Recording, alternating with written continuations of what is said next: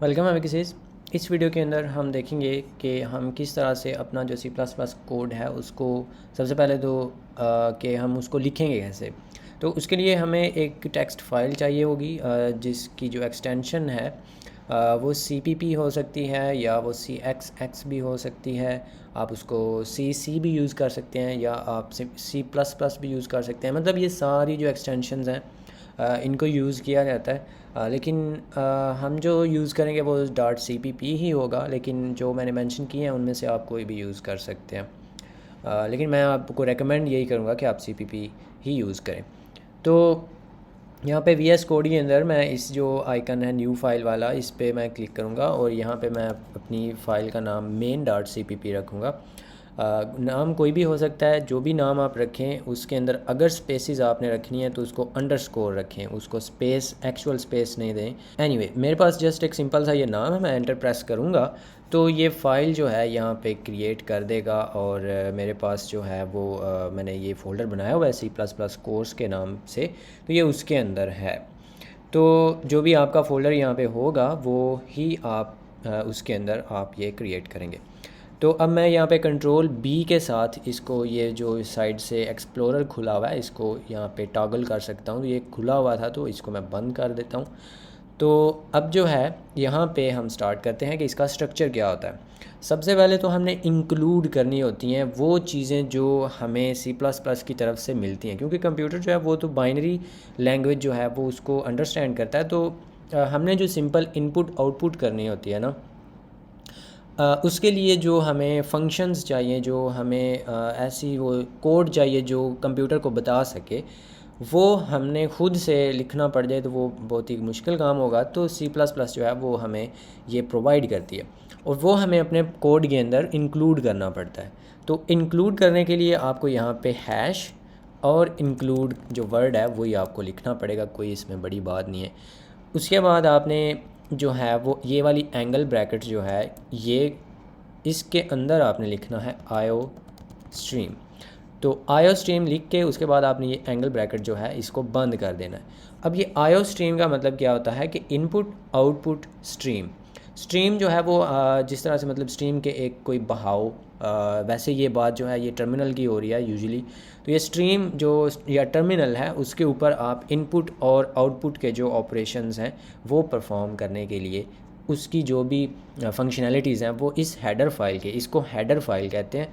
Header file या library, वैसे C++ की ज़बान में इसको हेडर फाइल कहते हैं।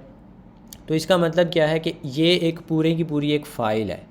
अगर आप इस पर क्लिक करते हैं कंट्रोल प्रेस करके तो इसके अंदर ये कोड है जो कि C++ ने लिखा हुआ है। यहाँ पे ये थोड़ा ही नज़र आ रहा है, ये एक्चुअली एक्सटर्न है, ये बाहर कहीं पे डिफ़ाइन हुए हुए हैं। इधर उनकी डेफिनेशन नहीं है, जस्ट इधर उनकी डिक्लेरेशन है काइंड ऑफ। और ये इधर इसके अंदर मतलब ये आगे और नेस्ट हुई हुई हैं, इसके फाइल के अंदर आगे फाइल्स हैं। तो इसके अंदर ये सारी चीज़ें हैं जो कि हमने यहाँ पे इंक्लूड कर ली हैं। तो वो सारे की सारी अब हमारे कोड का हिस्सा भी बन गई हैं जो इसके अंदर है। तो इसके बाद जो है वो हम यहाँ पे लिख सकते हैं अपना जो फंक्शन है जिसको हम मेन फंक्शन कहते हैं। तो उसको लिखने का तरीका ये है कि आप यहाँ पे लिखते हैं इंट, उसके बाद आप मेन लिखते हैं, फिर आपने ये वाली जो ब्रैकेट्स हैं जिनको छोटी ब्रैकेटें कहते हैं आई थिंक, पैरेंथेसिस, इनको आपने ऐसे ओपन करना है और उसको उसी टाइम पे क्लोज़ भी कर देना है। फिर आप न्यू लाइन पे आके तो यहाँ पे न्यू पे भी लिख सकते हैं, इसके सामने भी ऐसे भी लिख सकते हैं जैसे आपको अच्छा लगे। तो न्यू लाइन पे आके आपने ये करली ब्रैकेट्स जो हैं इनका पेयर खोल के तो इसके अंदर अब यहाँ पे हम कोड लिखेंगे। तो मेन फंक्शन का जो मतलब ये है कि ये कंपाइलर जो है जब भी आप अपना कोड रन करते हैं ना तो सारे की सारी जो आपकी फंक्शनैलिटी, आपका जितना भी कोड है वो इसके अंदर से कॉल होता है, इसके अंदर से रन होता है। ये वाला जो कोड है मेन फंक्शन जो है सॉरी इसके अंदर से। तो यहाँ पे आपने अपना कोड लिखना होता है जो आप C++ का रन करना चाहते हो। तो इसके बाद जो है वो मैं यहाँ पे आपको बताता हूँ कि हम किस तरह से हेलो वर्ल्ड जो है वो लिख सकते हैं इसके अंदर। उसके लिए आपको यहाँ पे लिखना पड़ेगा std और 2 कॉलन्स लगा के, तो हम यहाँ पे लिखेंगे सी आउट। सी आउट का मतलब ये है कि कंसोल के ऊपर आउटपुट। तो उसके बाद आपने ये जो इंसर्शन ऑपरेटर है ये लगाना है। इंसर्शन ऑपरेटर क्या होता है, 2 एंगल ब्रैकेट्स, ये जो आपने ऊपर लगाई थी वो वाली ब्रैकेट्स यहाँ पे 2 एक साथ, इनके अंदर स्पेसिस नहीं देनी, ये साथ साथ उसके बाद आप यहाँ पे अपनी स्ट्रिंग लिखेंगे डबल कोट्स के अंदर। सी प्लस प्लस की जो स्ट्रिंग्स हैं वो डबल कोट्स में होती हैं, सिंगल में नहीं आप लिख सकते। यहाँ पे हम लिख सकते हैं हेलो वर्ल्ड। तो हेलो वर्ल्ड लिख के उसके बाद आप यहाँ पे न्यू लाइन कैरेक्टर भी लिख सकते हैं। कैरेक्टर्स इनके बारे में हम बात करेंगे, अभी के लिए जस्ट आप इस तरह से लिख दें। और हर जो लाइन है उसको हम सेमी कॉलन से टर्मिनेट करते हैं। अब ये जो इंसर्शन ऑपरेटर है इसका मतलब ये है कि ये जो पूरे की पूरी स्ट्रिंग है ना, इसको कंसोल वाला जो आपका ये है ना, क्योंकि कंसोल आउटपुट एक वेरिएबल है ना, इसके अंदर इंसर्ट कर दें। तो ये हम उठा के ना पूरे की पूरी स्ट्रिंग इसके अंदर रख रहे हैं। ये क्या करेगा, ये उसको टर्मिनल के ऊपर या जो हमारा कंसोल है उसके ऊपर ये आउटपुट कर देगा। उसके बाद हर जो मेन फंक्शन है उसका ऑप्शनली यहाँ पे आप लिख सकते हैं रिटर्न ज़ीरो। और ये लिखना वैसे लाजमी नहीं होता, बाय डिफ़ॉल्ट जो मेन फंक्शन है उसमें से रिटर्न ज़ीरो हो जाता है, इसलिए मैं इसको यहाँ से हटा दूँगा। ये हमें यहाँ पे गंद इसने डालना है।